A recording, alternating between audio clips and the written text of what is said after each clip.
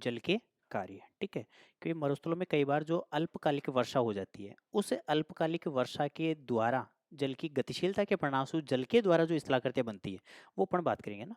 अब जल के द्वारा बनने वाली जो स्थलाकृतियां हैं, उसमें सबसे पहले तो आती कौन कौन सी है? तो जल के द्वारा बनने वाली स्थलाकृतियों में एक तो आपको याद रखनी है कौन सी? वास। एक आती है कौन सी? वादी। एक आती है कौन सी? केनियन, ठीक है। इसी में एक आती है कौन सी? पेडिमेंट। पेडिमेंट के साथ कौन सी आती है? बजादा। बजादा के साथ कौन सी आती है? बालसन। बालसन के साथ कौन सी आती है? प्लाया। ये सारी स्थलाकृतियां जो है वो मरुस्थलों में किसके द्वारा बनती है? जल के द्वारा बनती है। तो ये तो सारी आ जाती है जल द्वारा निर्मित स्थलाकृतियों के अंतर्गत। लेकिन इसी के साथ मरुस्थलों में कुछ स्थलाकृतियां ऐसी भी है जो किसके द्वारा बनती है? अपक्षय के द्वारा। कुछ किससे निर्मित होती है? अपक्षय। वर्षा के द्वारा जैसे ही जल की यानी कि आर्द्रता की प्राप्ति होती है और रासायनिक अभिक्रियाओं के द्वारा जो स्थलाकृतियां बनती है वो शामिल हो जाती है अपक्षय के द्वारा। अब अपक्षय के द्वारा बनने वाली स्थलाकृतियों में कौन कौन सी आती है? एक तो आती है टेफोनी, ठीक है। एक इसमें आ जाती है कौन सी? मरु वार्निस। और एक आ जाती है इसमें कौन सी? ड्यूरी क्रस्ट। एक आ जाती है कौन सी? ड्यूरी क्रस्ट। तो ये सारी जो स्थलाकृतियां हैं ये मरुस्थलों में किसके द्वारा बनेगी? जल के द्वारा। तो ये तीन तो अपक्षय के द्वारा और बाकी सारी किसके द्वारा बनेगी? जल के द्वारा। सबसे पहले अपन बात करने वाले जल के द्वारा बनने वाली स्थलाकृतियां, जिसमें अपन मोटे तौर पर एक बार देखना चाहिए तो जो पर्वतीय भाग, ये जो पठारी भाग होते हैं मरुस्थलों में, उन पठारी भागों पर जैसे ही वर्षा का जल आके गिरता है, तो चूंकि एक तो मरुस्थलीय भागों की जो चट्टानें होती है वो चट्टानें क्या होती है? कठोर प्रकृति की होती है। और कठोर प्रकृति के होने के साथ साथ उनमें जल धारण क्षमता क्या पाई जाती है? कम देखने को मिलती है। तो इस कारण से जल वहां पर शीघ्रता से क्या हो जाता है? गतिशील अवस्था में आ जाता है। और जल की गतिशीलता के परिणाम स्वरूप जैसे ही चट्टानों का अपर्दन होगा तो अपर्दन होने से वहां पर कुछ स्थलाकृतियों का निर्माण होता है। अब यदि मरुस्थलीय भागों में जो जल बह रहा है उस जल के प्रवाहित होने से जो वहां पर घाटी बनेगी, सीधी सी बात है, जल प्रवाहित होगा तो सबसे पहले अपने लिए क्या करता है? मार्ग का निर्माण करता है। और जैसे ही मार्ग का निर्माण करेगा तो अपने लिए क्या बनाएगा? घाटी, जिसे अपन सामान्यतः तो बोलते हैं पर्वतीय भागों में वी आकार की घाटी। अब यदि वो घाटी या नदी का जो मार्ग है वो यदि कहां पर बन जाए? पठारी भागों में, जहां पर चट्टानी संरचना कैसी हो? कठोर चट्टानी संरचना हो, तो उसे तो क्या कहा जाता है? केनियन कहा जाता है। वो तो क्या कहलाती है? केनियन कहलाती है। पठारी भागों में वर्षा जल के द्वारा निर्मित जो घाटी होती है उस घाटी को क्या कहा जाता है? केनियन कहा जाता है। लेकिन पहाड़ी वाली भागों में जब जल के अपर्दन के द्वारा जब नदी अपने लिए मार्ग बनाती है, अपने लिए जो घाटी बनाती है, उस घाटी को यूएसए में तो क्या कहा जाता है? वास। और सहारा में क्या कहा जाता है? वादी कहा जाता है। यानी कि एक प्रकार से नदी के क्या है? मार्ग है, या फिर सीधा बोल दो नदी के द्वारा निर्मित घाटियां हैं। लेकिन कहां बनेगी? मरुस्थलीय भागों में। तो पठारी भागों में जो मार्ग बना नदी का वो तो क्या कहलाया? और वैसे केनियन अपन किसे कहते हैं? जिसे अपन ने सामान्यतः बोला था आई आकार की घाटी, कि भाई नदी के द्वारा निर्मित जो वी आकार की घाटी होती है और उस वी आकार की घाटी की या तो दोनों किनारों का उत्थान हो जाए या पैंदे का क्या हो जाए? धसा हो जाए, जिससे वी आकार की घाटी अपना रूप गहरा कर लेती है, उसको सामान्यतः क्या कहा था अपन ने? गोर्ज। और गोर्ज का भी गहरा रूप क्या कहलाता है? केनियन। कब बनेगा? जब नदी के दोनों किनारों की चट्टानें क्या हो जाती है? कठोर। कठोर चट्टानें मिल जाती है तो नदी किनारों को काटने में असमर्थ हो जाती है और नदी तल को क्या कर देती है? और अधिक गहरा कर देती है। तो फिर वो क्या कहलाती है? आई आकार की घाटी है केनियन। जो कौन सी नदी प्रसिद्ध थी? कोलोरेडो नदी। और कोलोरेडो नदी कहां पर प्रवाहित होती है? कोलोरेडो के पठार पर। और कोलोरेडो का पठार पड़ता है कहां पर? यूएसए में। और वहीं पर जहां पर कौन सा? एक तो वृहत बेसिन मरुस्थल है और एक मोजेव और सोनौर मरुस्थल है। तो मरुस्थलों के पास में चूंकि शुष्क दशाएं और शुष्क दशाओं में संरचना कैसी है? पठारी संरचना। तो पठारी संरचना में जब वर्षा जल प्रवाहित होता है वो अपने लिए जो मार्ग बनाता है उस मार्ग को अपन ने क्या बोल दिया? केनियन। और पहाड़ीवर्ती क्षेत्रों में वर्षा जल के प्रवाह या अपरदन से जो घाटियां बनती है उसे यूएसए में तो वास और सहारा में क्या कहा जाता है? वादी, ठीक है। दूसरी बात, अब अपन को मेन बात करनी है पेडिमेंट से लेके प्लाया तक, ठीक है। अब जनरली दिख रहा होगा भाई ये जो पर्वतीय भाग है यहाँ से वर्षा का जल प्रवाहित हो क्या आया और इन चट्टानी भागों को काटकर बीच में से क्या हो रहा है? इनके प्रवाहित हो रहा है, यानी एक प्रकार की क्या बन गई है? घाटी। तो इन घाटी को यूएसए में अपन ने क्या बोल दिया? वास। और सहारा में क्या बोल दिया?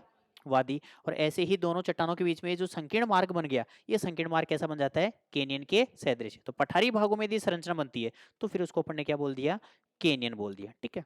अब सबसे पहले अपन बात करें किसकी, पेडिमेंट की। तो सामान्य यदि एक एक लाइन में यदि इनकी डेफिनेशन बताना चाहो तो पेडिमेंट तो क्या है, सीधा सा दो ही शब्दों में बोलो तो अपर्दनात्मक सतह। अपर्दनात्मक सतह क्या कहलाती है, पेडिमेंट कहलाती है। मोटे आकार के अवसादों के जमाव से निर्मित स्थलाकृति जैसे कि जलोढ़ पंख, जलोढ़ पंख के सदृश्य बनने वाली क्या कहलाती है, बजादा। अगली कौन सी, बालसन। उच्च पर्वतों के मध्य घिरा हुआ निम्न बेसिन क्या कहलाता है, बालसन। भाई दो पर्वतीय भाग है, दोनों किनारों के भाग ऊपर की ओर उठे हुए, और ये जो बीच का भाग है ये नीचे की ओर क्या है, दशा है, अवतलाकार बेसिन है, वो क्या कहलाता है, बालसन। ठीक है, और इस बालसन के अंतर्गत नदी के जल के द्वारा या वर्षा जल के द्वारा लाए गए अवसादों के जमाव से जो एक उथली सतह बन जाती है जिसमें कभी जल भरा हुआ था यानी पानी एकत्रित था, उसे क्या कह दिया जाता है, प्लाया कह दिया जाता है। तो मोटे मोटे तो आधी आधी लाइन में से बता सकते हो आप।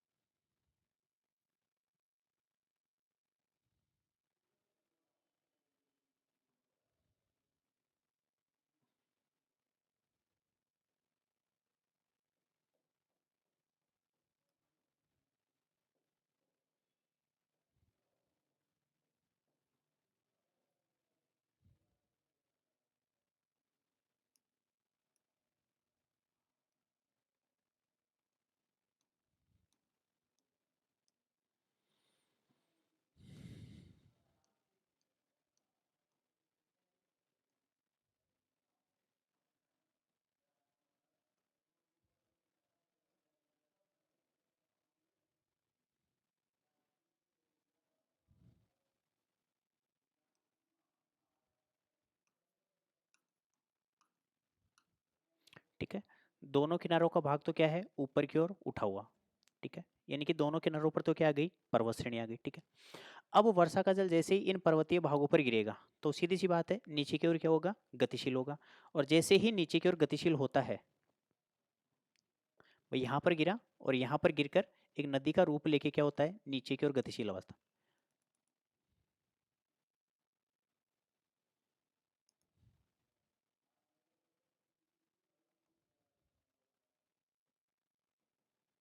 ठीक है, नदी के रूप में भी आ सकता है या फिर जनरली अपन बोल सकते हैं कि भाई इस ढाल के सहारे वर्षा का जल क्या होगा, गतिशील। तो सबसे पहले जो स्थलाकृति बनेगी वो स्थलाकृति कौन सी बनेगी, पेडिमेंट बनेगी। सबसे पहले स्थलाकृति जो बनती है वो कौन सी बनेगी, पेडिमेंट। इस पर्वतीय भाग के शीर्ष भाग पर जल गिरेगा और जल गिरने के पश्चात इस ढाल के सहारे जब एक परत के रूप में क्या होता है, गतिशील होता है। तो पहली बात तो मरुस्थलीय भागों की जो चट्टानें होती है वहां पर भौतिक अपक्षय की क्रिया सक्रिय होती है। तो कणिका में विखंडन और खंड विखंडन के कारण ये चट्टानें क्या होती है, पहली बात तो असंगठित, थोड़ी सी क्या होती है, टूटी हुई होती है। और इन गर्म चट्टानों के ऊपर जैसे ही जल गिरेगा तो इन चट्टानों में चटकन प्रारंभ हो जाती है। तो इन चट्टानों की ऊपरी सतही भाग या फिर जो परत वाला भाग है वो शीघ्रता से क्या हो जाता है, विखंडित हो जाता है। अब चूंकि जल गतिशील होगा तो वर्षा जल है, अल्पकालिक वर्षा होती है मरुस्थलीय भागों में तेज गति के साथ। तो जैसे ही सतही भाग से गतिशील होता हुआ आएगा तो इस शीर्ष भाग की जो चट्टानें हैं इन चट्टानों का शीघ्रता से क्या करेगा, अपर्दन। चूंकि अपन ने नदी कार्य में पढ़ा था कि पर्वतीय भागों में जब भी किसी नदी का उद्गम होता है तो उसके मार्ग का ढाल तेज होने के कारण उससे अपर्दन क्या होता है, अधिक होता है। तो जैसे ही इस किनारे का अपर्दन होगा तो ये किनारा जो पहले असमतल था वर्षा जल के कारण अपर्दित होने से कुछ जो कठोर चट्टानों के भाग है वो तो अपर्दन से मुक्त रह जाएंगे, लेकिन बाकी कोमल चट्टानें क्या हो जाएगी, अपर्दित हो जाएगी। जिससे यहां से लेके यहां तक ये जो पूरी सतह है ये पूरी सतह क्या हो जाती है, अपर्दित हो जाती है। और अपर्दित होने के पश्चात क्या हो जाती है, थोड़ी असमतल हो जाती है। पूरी प्लेन नहीं हो पाती, थोड़ी क्या रह जाती है, असमतल। मतलब कुछ जो कठोर चट्टानें वो तो अपर्दन से बच जाएगी, बाकी सारी चट्टानें क्या हो जाती है, अपर्दित हो जाती है। तो सीधा बोल सकते हैं अपन वर्षा जल के द्वारा जो क्या बोल सकते हैं अपन, अपर धनात्मक असमतल सतह कैसी है, अपर्दनात्मक असमतल सतह वो क्या कहलाती है, पेडिमेंट कहलाती है। दूसरी बात आपसे सबसे इंपॉर्टेंट जो आपको याद रखनी है, भाई पेडिमेंट के निर्माण के कुछ सिद्धांत है जो सीधे सीधे आ जाते हैं कई बार कि भाई पेडिमेंट के निर्माण के लिए कौन से भूगोलवेताओं ने कौन से विचार दिए हैं। अब इसमें दो चार नाम याद रखने, एक तो आपको याद रखना है कौन सा, पर्वताग्र का पीछे खिसकना। एक तो कौन सा है, पर्वताग्र का पीछे खिसकना, ठीक है, एक तो ये याद रखना है। दूसरा आपको याद रखना है कौन सा, पार्श्विक अपरदन सिद्धांत। कौन सा है, पार्श्विक अपरदन सिद्धांत। एक है चादरी बाड़ सिद्धांत। कौन सा है, चादरी बाड़ सिद्धांत। और एक है कौन सा, मिश्रित सिद्धांत। एक कौन सा है, मिश्रित सिद्धांत। तो पेडिमेंट के निर्माण के कितने सिद्धांत है, चार। एक तो कौन सा, पर्वताग्र का पीछे खिसकना। पर्वताग्र का पीछे खिसकना जो सिद्धांत है ये किसका है, एसी लोसन। किसका है, लोसन का, ठीक है। पार्श्विक अपरदन सिद्धांत किसका है, गिलबर्ट का। किसका है, गिलबर्ट का। चादरी बाड़ सिद्धांत किसका है, मेग्री का। किसका है, मेग्री का। मिश्रित सिद्धांत किसका है, एक तो है किर्क और एक है ब्रायन। किर्क व ब्रायन का। तो पहली बात तो नाम याद रखना है कि पर्वताग्र का पीछे खिसकना किसका है, लोसन। पार्श्विक अपरदन सिद्धांत किसका है, गिलबर्ट का। चादरी बाड़ सिद्धांत किसका है, मेग्री का। और मिश्री सिद्धांत किसका है, किर्क व ब्रायन का। पर्वताग्र का पीछे खिसकना, पर्वत, और पर्वत का अग्रभाग। अग्र वाली कौन सा, सामने वाला, जहां से वर्षा का जल प्रवाहित होता हुआ आ रहा है। तो इस भाग का क्या हो जाना, पीछे की ओर खिसक जाना। अब ऐसा तो नहीं भाई ये पर्वत यहाँ पर है, यहाँ से खिसक के यहाँ पे चला जाएगा, ये थोड़ी खिसकेगा। जल के द्वारा जो अपरदन हो गया, उस अपरदन से जो अगला भाग है वो कट गया। तो जब अगला भाग कट गया तो सीधी सी बात है, जो पहले पर्वत है जैसे फॉर एग्जांपल यहाँ तक फैला हुआ था, तो इस वाले भाग का इतने का अपरदन हो गया, तो अब पर्वत का भाग यहीं तक रह गया। तो ये अगला भाग क्या हो गया, अपरदित हो गया। इस बात को लोसन महोदय ने क्या नाम दे दिया, पर्वताग्र का पीछे की ओर खिसकने। यानी पर्वत का जो अग्रभाग है वो थोड़ा क्या हो गया, पीछे की ओर खिसक गया, ठीक है। इसी को क्या नाम दे दिया गया, पार्श्विक अपरदन सिद्धांत। पार्श्विक मतलब पार्श्व, पार्श्व यानी किनारा, कि भाई पर्वत का जो किनारे वाला भाग है उस किनारे का जब अपरदन हो जाता है और उसके अपरदन होने पर जो एक असमतल सतह बनती है, उस असमतल सतह को क्या कहा जाता है, पेडिमेंट। ये बात किसने बताई, गिलबर्ट ने। कौन से सिद्धांत में बताई, पार्श्विक अपरदन सिद्धांत में। एक कौन सा है, चादरी बाड़ सिद्धांत। वर्षा जल बोल दो या नदी के जल का द्वारा जो अपरदन होता है अलग अलग प्रकार का होता है, जिसमें अपन नाम भी बोलते हैं, रिल, गुली, अवनालिका, आसफाल अपरदन है, शीर्ष अपरदन है, चादरी अपरदन है। या चादरी का ही दूसरा नाम बोलते हैं परत अपरदन। जब जल के द्वारा सतही भाग या चट्टानी संरचना का जो शीर्ष भाग है, शीर्ष भाग मतलब सतही भाग का क्या हो जाता है, अपरदन हो जाता है, तो उस अपरदन को अपन क्या बोलते हैं, चादरी अपरदन या फिर परत अपरदन। जैसे अपन बोलते हैं भाई चादरी अपरदन से सबसे ज्यादा घर्षित मिट्टी कौन सी होती है, लाल मिट्टी। क्योंकि लाल मिट्टी का निर्माण कहाँ पर होता है, पर्वतीय भागों में। और पर्वतीय भागों में ढाल तेज होने के कारण जल के द्वारा जो चट्टानों का अपरदन होता है वो भी शीर्ष चट्टानों का ही होता है। तो जब शीर्ष वाली सतही भाग की चट्टानों का जल के द्वारा अपरदन होता है तो उसे आप क्या बोल सकते हो, चादरी। और चादरी बाढ़ क्यों बोला, क्योंकि जल की क्या होती है, गतिशीलता अधिक होती है, और बाढ़ में भी जल की गतिशीलता तेज होती है। तो वर्षा जल के द्वारा जब मरुस्थलीय भागों की जो चट्टाने या फिर पहाड़ी भागों शीर्ष भाग जब अपरदित होता है तो उसे क्या नाम दे दिया, मैग्री ने, चादरी बाढ़ सिद्धांत। और इनका मिला जुला स्वरूप कि भाई इन सभी क्रियाओं के सम्मिलित रूप से क्या हुआ है, पेडिमेंट का निर्माण हुआ है। ये बात किसने बताई, किर्क व ब्रायन ने। तो पेडिमेंट के निर्माण के लिए कितने सिद्धांत है, चार। एक तो कौन सा, पर्वताग्र का पीछे खिसकना, ये तो किसका है, लोसन का है। एक पार्श्विक अपरदन सिद्धांत, ये किसका है, गिलबर्ट का है। और एक चादरी बाढ़ सिद्धांत किसका है, मैग्री का है। और मिश्रित सिद्धांत किसका है, किर्क व ब्रायन का है। तो ये तो पहली इस्तेलाह करती होगी अपनी कौन सी, पेडिमेंट, ठीक है।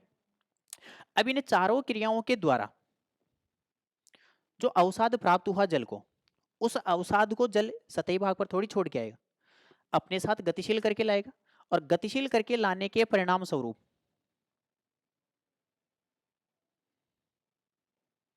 जैसे ही गतिशील करके लाएगा, मतलब यहां से अपरदन होगा, उन सारे पदार्थों को ढाल के अनुसार, चूंकि जल का वेग तेज है तो प्रवाहित करके लाएगा। लास्ट मिलाकर जहां पर ढाल में क्या आएगी, कमी। और ढाल में जहां पर कमी आती है, और कमी हमेशा कहां पर आती है, एक नाम बोलते हैं अपन,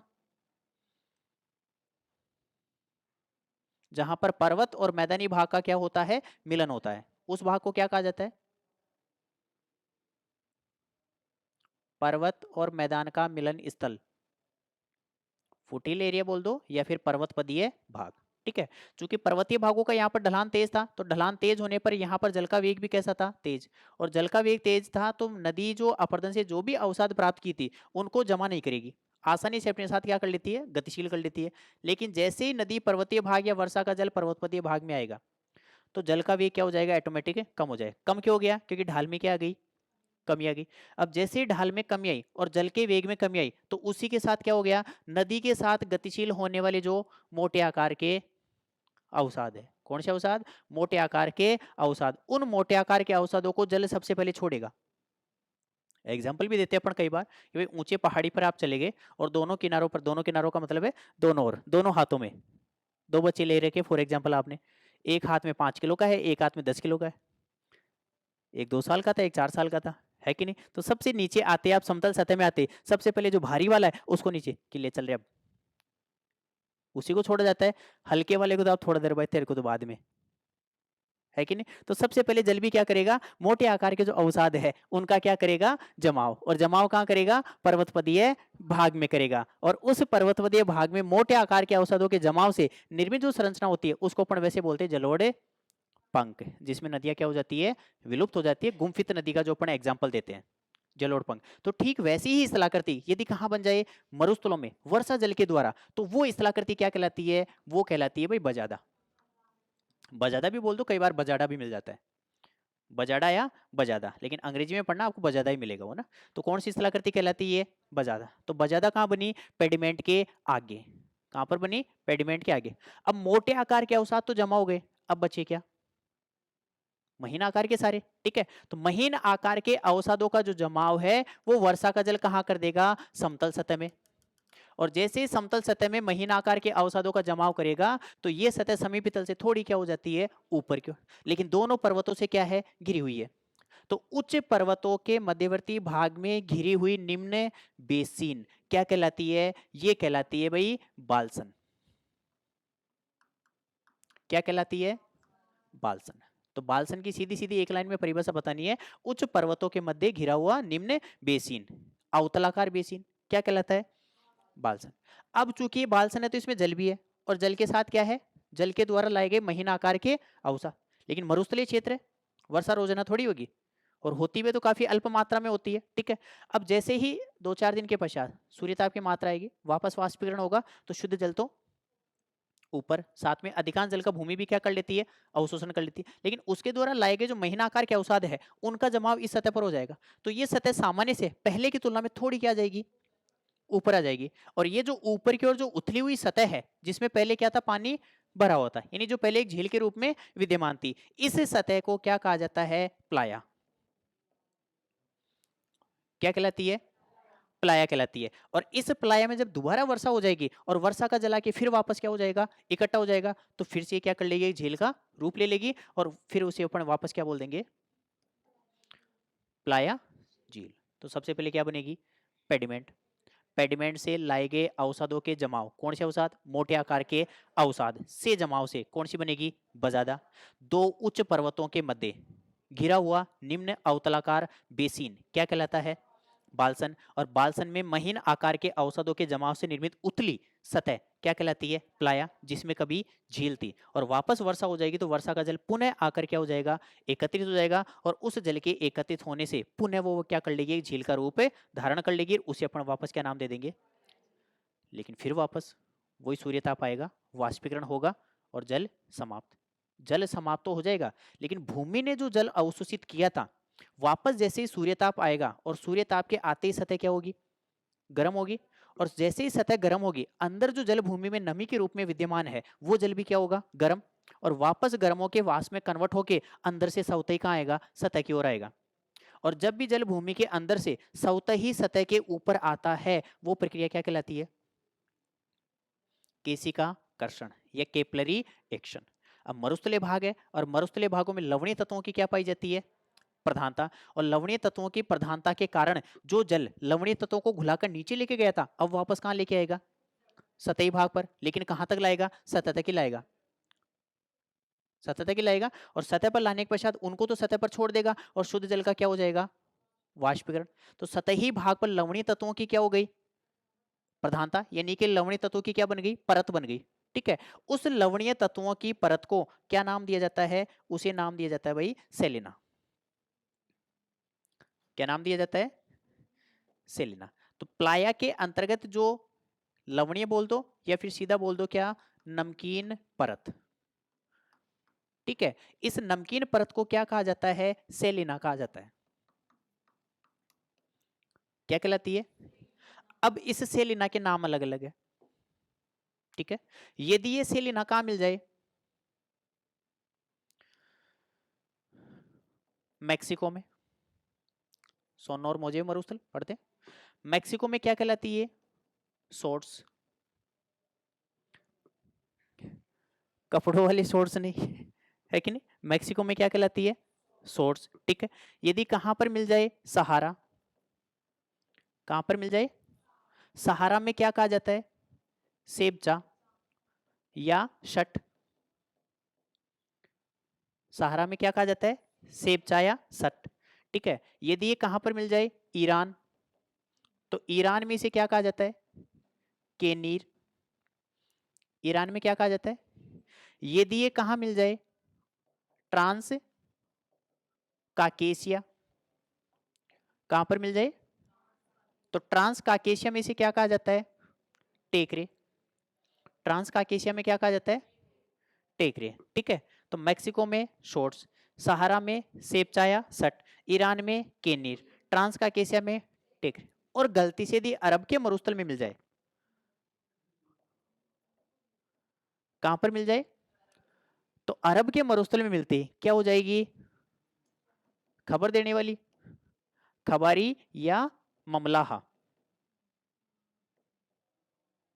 अरब के मरुस्थल में इस लवणीय परत को क्या कहा जाता है, खबारी या ममलाहा। ठीक है, तो प्लाया के अंतर्गत जो जल पाया जाता है, उस जल का वाष्पीकरण होने से और केशिकाकर्षण क्रिया की प्रधानता के कारण सतही भाग पर लवणीय तत्वों की क्या बन जाती है, परत। उस लवणीय तत्वों की नमकीन परत को क्या कहा जाता है, सेलिना। यदि ये कहाँ मिल जाए, ट्रांस काकेशिया में तो क्या कहलाएगी, टेकरे, मैक्सिको में शॉर्ट्स, सहारा में सेबचाया सट, ईरान में केनीर और अरब के मरुस्थल में खबारी या ममलाहा। अब आपके पास में ऐसा कोई एग्जाम्पल है जो अपन बोल सकते भाई हाँ ये प्लाय झील का एग्जाम्पल है,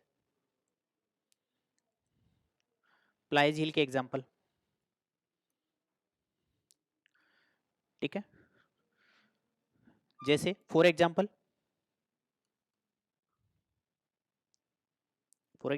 प्लाय झील किसे बोल सकते अपन, एक तो बोल दो भाई कौन सी, आयर झील, कहां पर है भाई, आयर झील, ऑस्ट्रेलिया का मृत हृदय किसे कहा जाता है, आयर झील को ही कहा जाता है। कहां पर है, ऑस्ट्रेलिया में, मैकडोनाल्ड और रेनाल्ड श्रेणी के बीच में है, मध्यवर्ती भाग है ना। ठीक है, एक है नगामी, कौन सी, नगामी, कहां पर,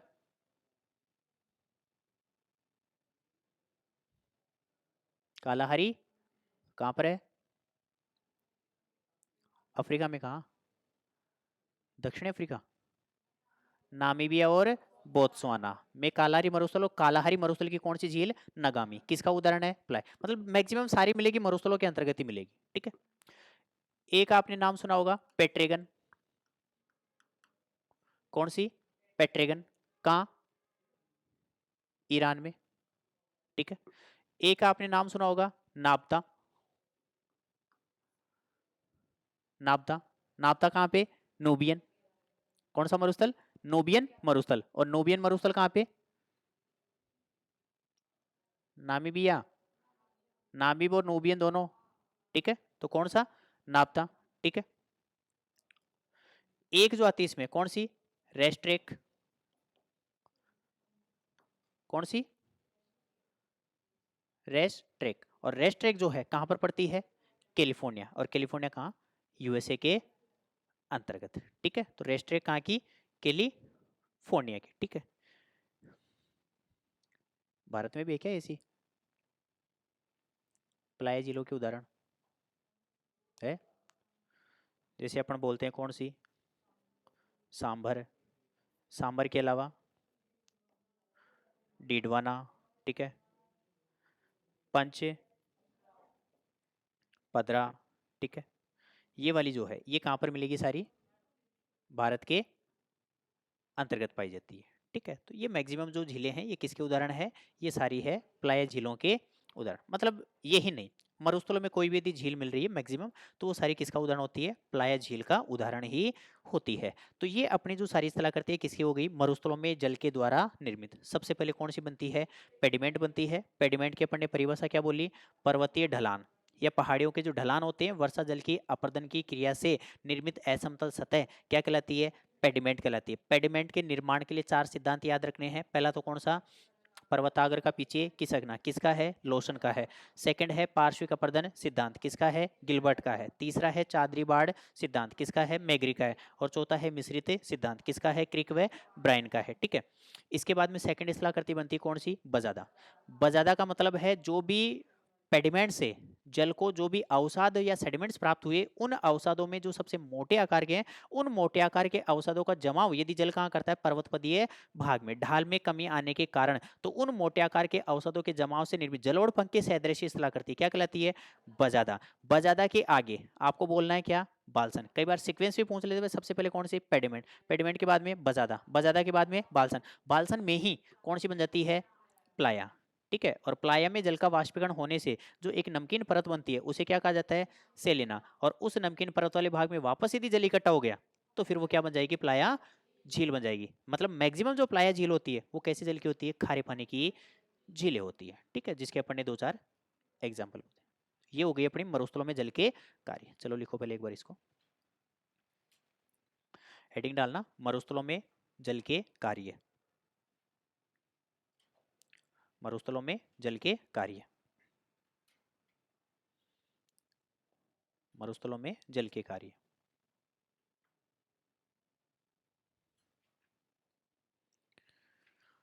फर्स्ट लाइन लिखना,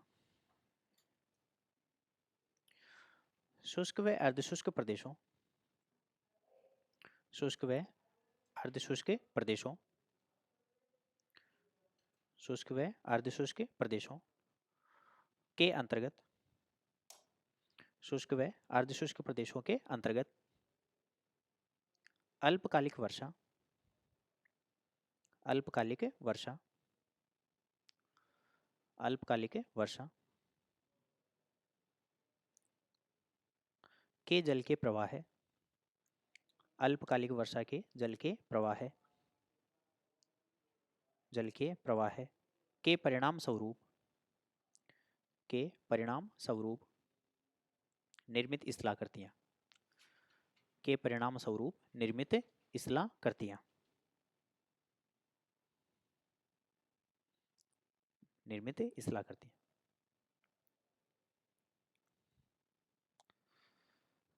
सबसे पहले लिखो नदी घाटी, नदी घाटी, नदी घाटी, और नदी घाटी के सामने डैश लगा के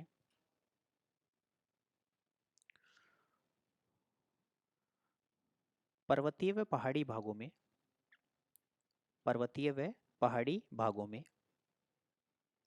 पर्वतीय व पहाड़ी भागों में ढाल की तीव्रता, पर्वतीय व पहाड़ी भागों में ढाल की तीव्रता, ढाल की तीव्रता के कारण, ढाल की तीव्रता के कारण नदी द्वारा, नदी द्वारा निर्मित घाटियां, नदी द्वारा निर्मित घाटियां जिन्हें, जिन्हें यूएसए में वास, यूएसए में वास व सहारा में वादी कहा जाता है, यूएसए में वास व सहारा में वादी कहा जाता है, यूएसए में वास व सहारा में वादी कहा जाता है, यूएसए में वास व सहारा में वादी कहा जाता है। नेक्स्ट अगली लाइन लिखो, पठारी भागों पर, पठारी भागों पर पठारी भागों पर वर्षा जल द्वारा, पठारी भागों पर वर्षा जल द्वारा, वर्षा जल द्वारा निर्मित घाटियां केनियन कहलाती है। वर्षा जल द्वारा निर्मित घाटियां केनियन कहलाती है। केनियन कहलाती है। केनियन कहलाती है। केनियन कहलाती है। नेक्स्ट, अगली लिखो पेडिमेंट। पेडिमेंट। अब पहले एक बार ये डायग्राम बना दो जिसमें केवल नाम नाम ही लिखना है स्थलाकृतियों के।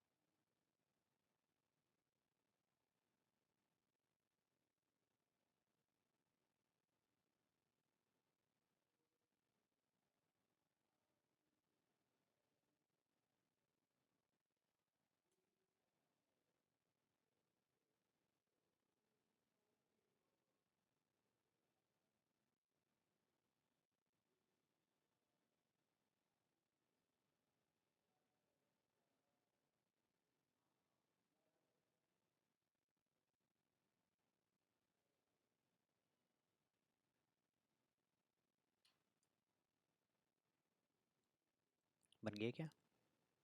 चलिए फर्स्ट लिखो, पेडिमेंट लिख रखा था इसमें, फर्स्ट लाइन लिखो, वर्षा जल द्वारा, वर्षा जल द्वारा, वर्षा जल द्वारा पर्वतीय भागों, वर्षा जल द्वारा पर्वतीय भागों, पर्वतीय भागों के किनारों, पर्वतीय भागों के किनारों,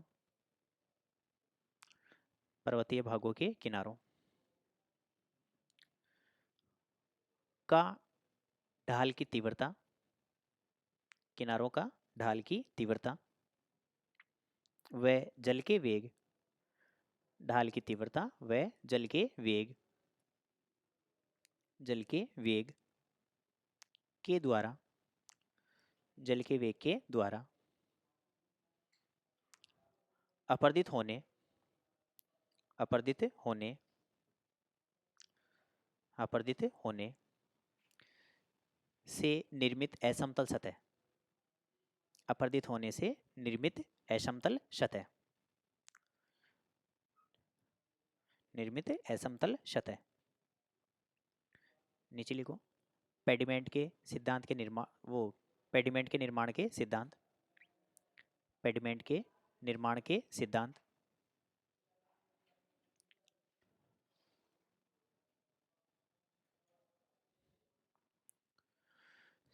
और चारों सिद्धांतों के नाम लिख दो। पहला, पर्वताग्र का पीछे खिसकना, पर्वताग्र का पीछे खिसकना, और इसके सामने डैश लगा के लोसन, पर्वताग्र का पीछे खिसकना, डैश लगा के लोसन। सेकंड है पार्श्विक अपरदन सिद्धांत, पार्श्विक अपरदन सिद्धांत, और पार्श्विक अपरदन सिद्धांत के सामने गिलबर्ट, पार्श्विक अपरदन सिद्धांत सामने डैश लगा के गिलबर्ट, गिलबर्ट। नेक्स्ट है चादरी बाड़ सिद्धांत, चादरी बाड़ सिद्धांत, और चादरी बाड़ सिद्धांत के सामने मैग्री, चादरी बाड़ सिद्धांत और चादरी बाड़ सिद्धांत के सामने मैग्री।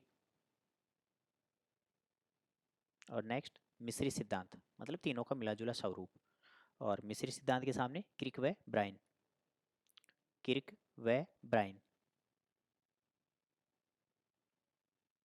पर्वताग्र का पीछे खिसकना लोसन, चादरी बाड़ सिद्धांत गिलबर्ट, ठीक है, सॉरी मैग्री, और पार्श्विक अपरदन सिद्धांत किसका? गिलबर्ट का, और एक मिस्री सिद्धांत किसका? किर्क व ब्राइन का।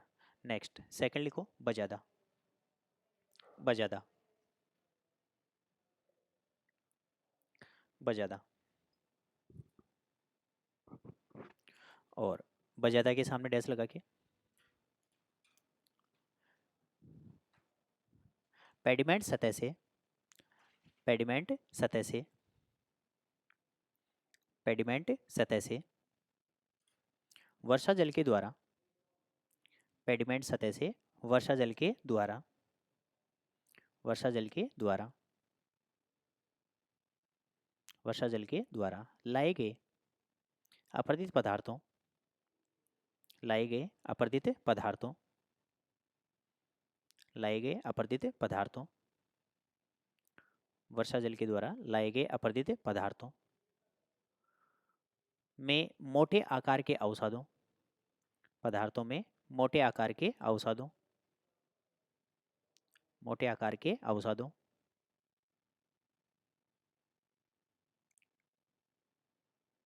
का पर्वतपदीय भाग, मोटे आकार के अवसादों का पर्वतपदीय भाग, पर्वतपदीय भाग,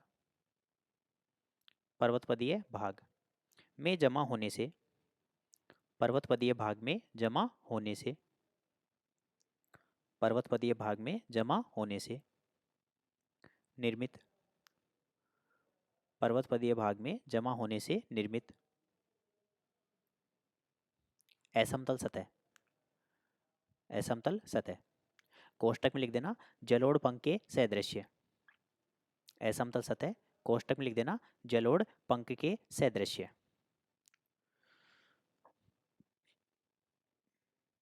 जलोढ़ पंख के सदृश। नेक्स्ट अगली लिखो बालसन। बालसन, बालसन। और बालसन के सामने डैश लगा के उच्च पर्वतीय भागों, उच्च पर्वतीय भागों, उच्च पर्वतीय भागों के मध्य, उच्च पर्वतीय भागों के मध्य घिरी हुई, उच्च पर्वतीय भागों के मध्य घिरी हुई, घिरी हुई निम्न अवतलाकार बेसिन, निम्न अवतलाकार बेसिन, निम्न अवतलाकार बेसिन बालसन कहलाती है। निम्न अवतलाकार बेसिन बालसन कहलाती है, बालसन कहलाती है। नेक्स्ट अगली लिखो प्लाया। Playa, Playa. और प्लाया के सामने डैश लगा के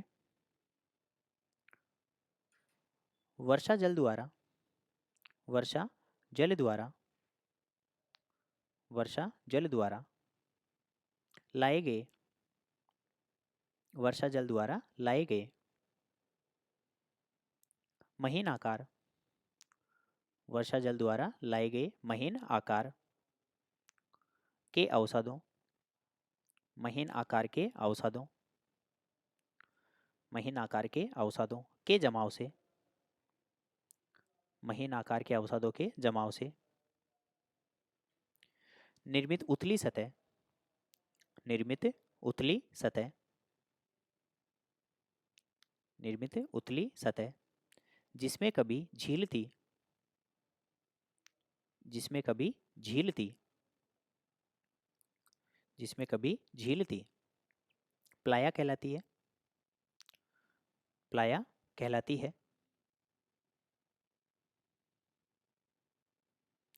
तथा इसमें, तथा इसमें, तथा इसमें पुनः जल का एकत्रण होने, तथा इसमें पुनः जल का एकत्रण होने, पुनः जल का एकत्रण होने, जल का एकत्रण होने पर प्लाया झील कहलाती है, जल का एकत्रण होने पर प्लाया झील कहलाती है।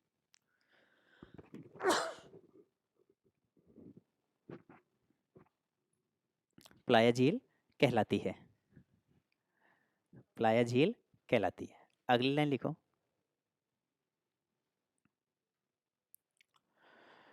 सूर्य ताप के प्रभाव से, सूर्य ताप के प्रभाव से,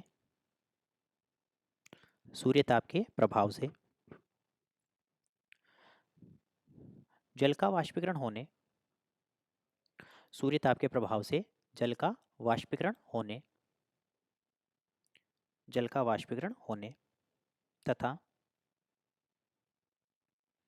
केशिका कर्षण, केशिका कर्षण, केशिका कर्षण क्रिया की प्रभावशीलता, केशिका कर्षण क्रिया की प्रभावशीलता,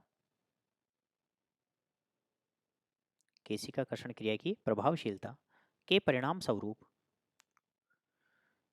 केशिका कर्षण क्रिया की प्रभावशीलता के परिणाम स्वरूप, परिणाम स्वरूप सतही भाग पर, सतही भाग पर, सतही भाग पर लवणीय तत्वों, लवणीय तत्वों, लवणीय तत्वों के एकत्रण से, लवणीय तत्वों के एकत्रण से, तत्वों के एकत्रण से निर्मित लवणीय ओब्लिक नमकीन परत, लवणीय ओब्लिक नमकीन परत, लवणीय ओब्लिक नमकीन परत सेलिना कहलाती है, सेलिना कहलाती है, सेलिना कहलाती है जिसे सेलिना कहलाती है, जिसे अब इसमें सेलिना के अन्य नाम मेक्सिको में सोर्ट्स,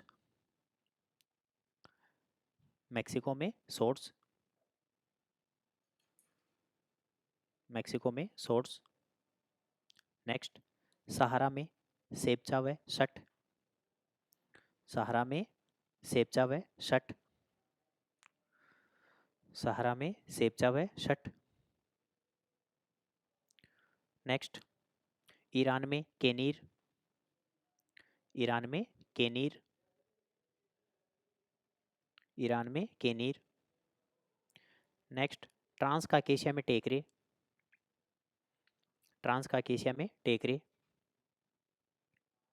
ट्रांस काकेशिया में टेकरे, ट्रांस काकेशिया में टेकरे।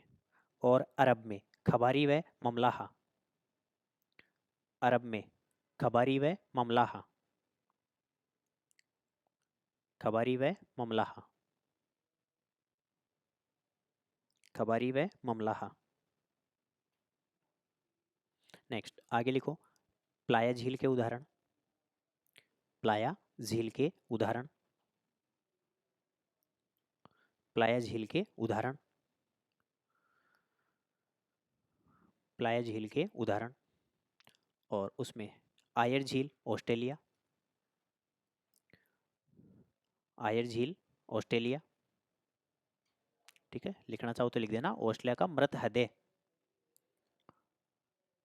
ऑस्ट्रेलिया का मृत हृदय, ऑस्ट्रेलिया का मृत हृदय। Next Ngami Kalahari, Ngami Kalahari, Ngami Kalahari. Next पेट्रेगन ईरान, पेट्रेगन Iran. Next Nabta Nubian, Nabta Nubian, Nabta Nubian. Next racetrack, racetrack California, racetrack California. और इसी के पास में एक और पड़ती है पायलट वैली, वो ऊटा मरुस्थल में पड़ती है यूएसए में, पायलट वैली, वो भी लिख देना साथ। रेस्ट्रेक कैलिफोर्निया और पायलट वैली कहाँ पर, ऊटा है, यूएसए है ना, पायलट वैली। पेट्रेगन ईरान, रेस्ट्रेक कैलिफोर्निया और पायलट वैली कहाँ पे, ऊटा में। और फिर ये 2-3 भारत में लिख दो, जिसमें सांबर है, डीडवाना है, पचपदरा है, सांबर, डीडवाना, पंचपदरा, ठीक है, ये सारी कहाँ पे, राजस्थान है ना। ये हो गई किसके, प्लाया झीलों के उदाहरण, प्लाया झीलों के उदाहरण।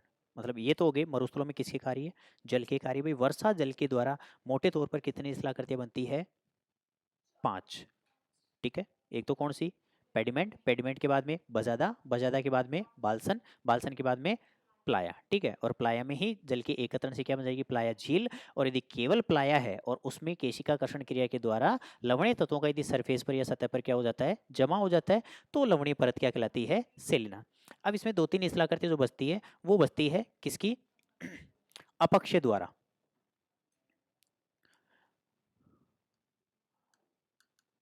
मरुस्थलों में अपक्षय द्वारा निर्मित स्थलाकृतियां। अपक्षय किसे कहते हैं,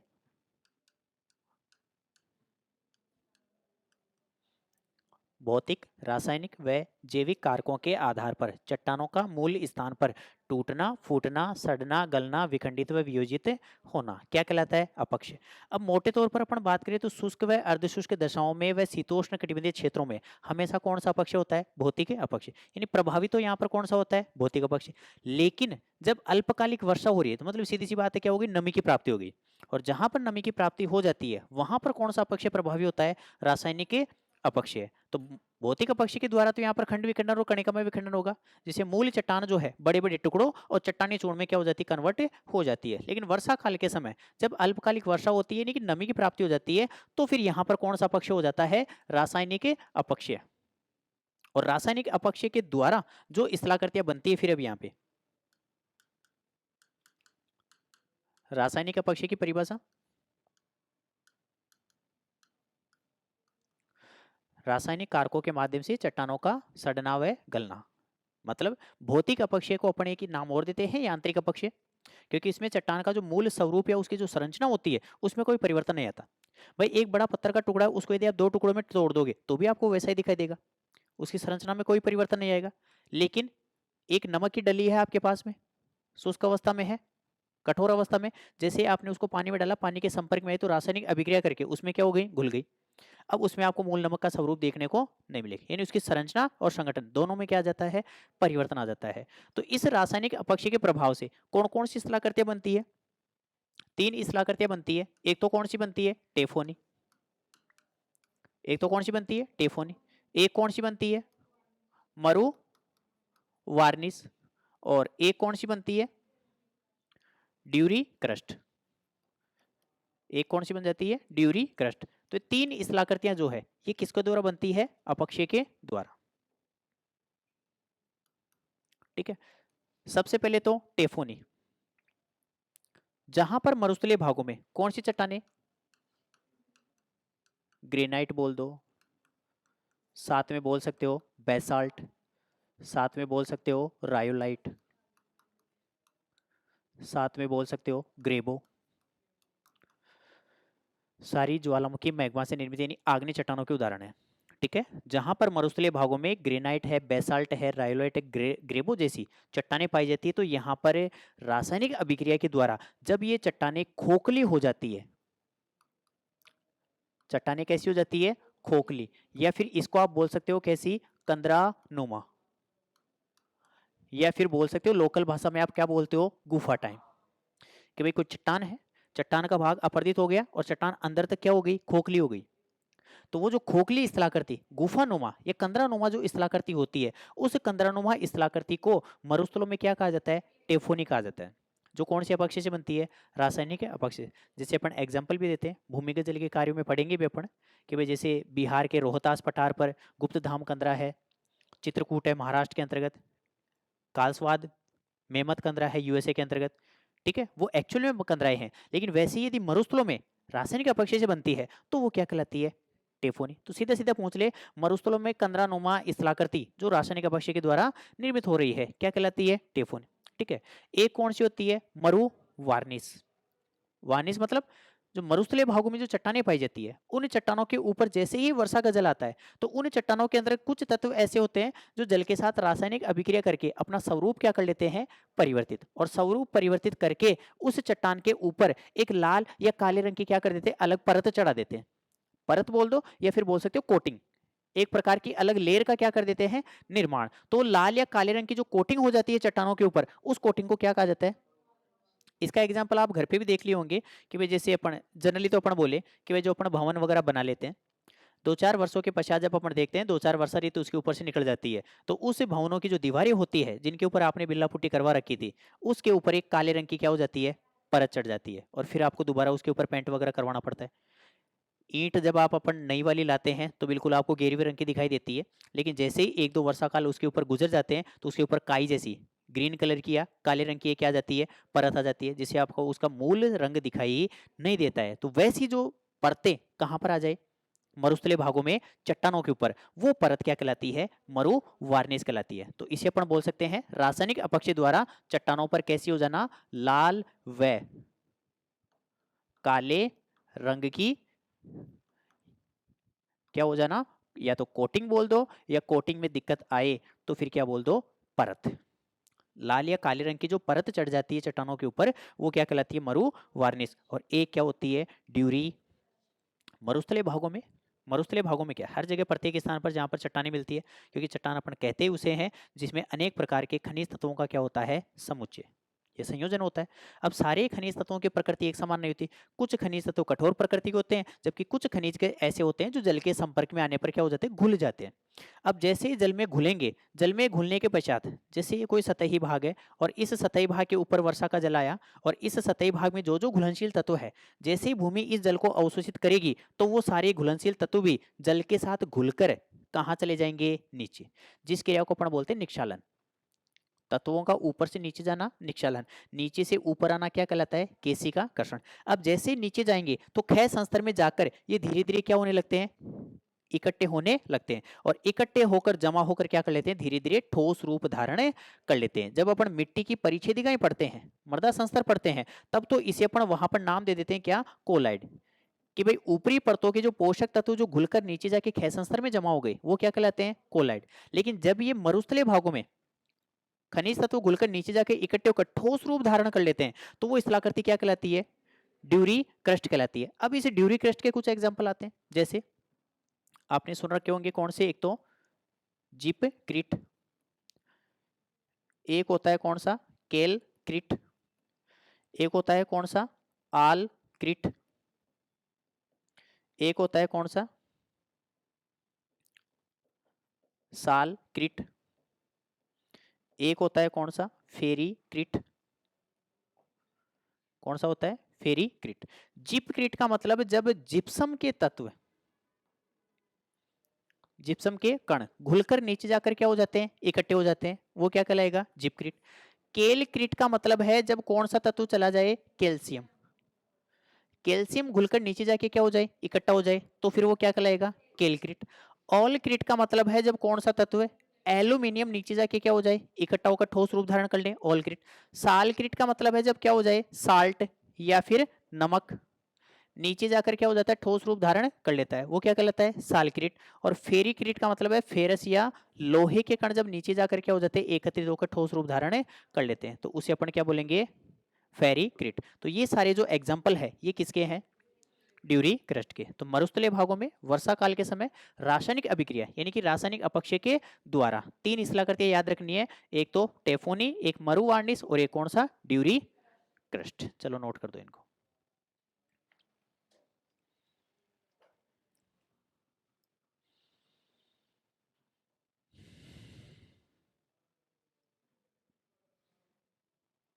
ऐसे कैसे उतार दो,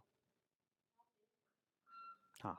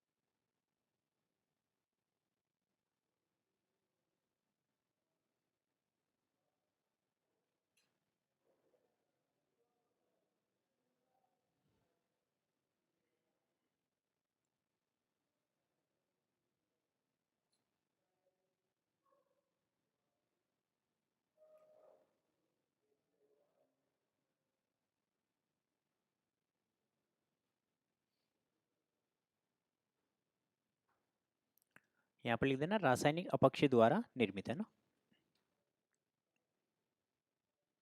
अपक्षय से तो बन रही, लेकिन अपक्षय में कौन सा है, रासायनिक अपक्षय।